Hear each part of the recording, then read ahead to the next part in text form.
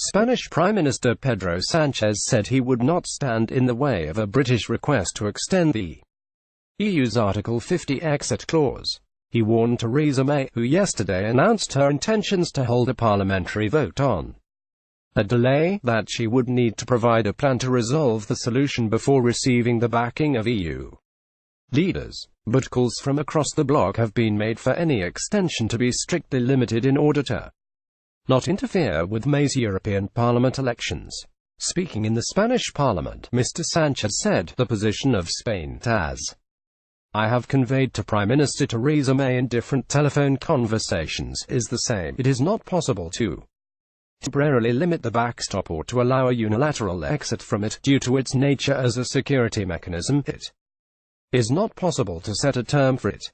It is not only a matter of solidarity with one of our partners, Ireland, but also of preserving the peace that was achieved in Northern Ireland decades ago. It cannot be ruled out that the British PM requests an extension of Article 50 of the EU Treaty, as she said yesterday.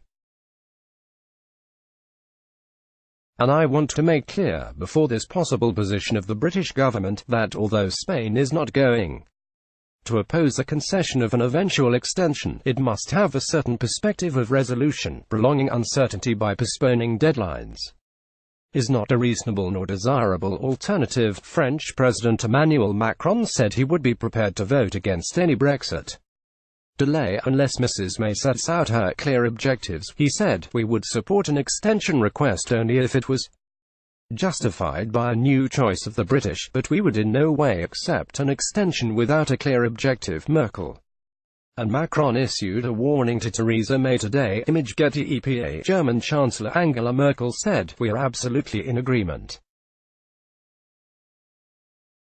And I have talked to Theresa May about this in Sharm el-Sheikh a couple of days ago. The exit agreement is valid. If Great Britain needs more time, we will not oppose it, but of course we are seeking an orderly exit. We regret this step, but it is reality and we now have to find a good solution." Jacek Zarbutovich, the Polish foreign minister, said Warsaw would support delaying Britain's EU breakup if it helps work out a better position. Guy Verhofstadt, the EU Parliament's Brexit coordinator, called for any extension to be strictly limited in time. He said, "If the UK Parliament rejects her deal, Theresa May would like to extend the negotiation period. In my firm opinion, if this happens,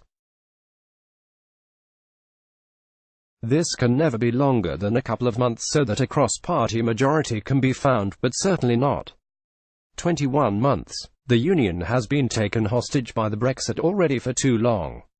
The UK has had almost 2 years to make up its mind. Now it is time to decide, a deal, no deal, or stay. For the Union, it is high time that we can spend our energy on more positive projects and the in-depth reforms Europe desperately needs." Addressing the Commons yesterday, Mrs. May announced the next meaningful vote will be held on March 12 and set out the next steps if her deal is once again crushed by MPs.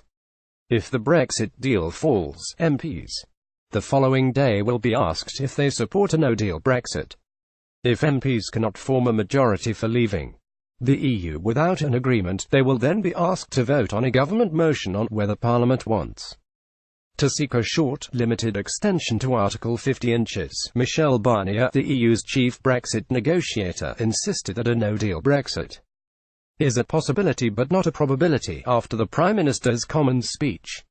He said, "It is not accurate to say that the no-deal is the most likely scenario. It's a possibility. The no-deal is not my option, but it is a risk that gets worse as the days go by and we get closer to March 30th, the date chosen by the British to leave because they did not approve the negotiated agreement."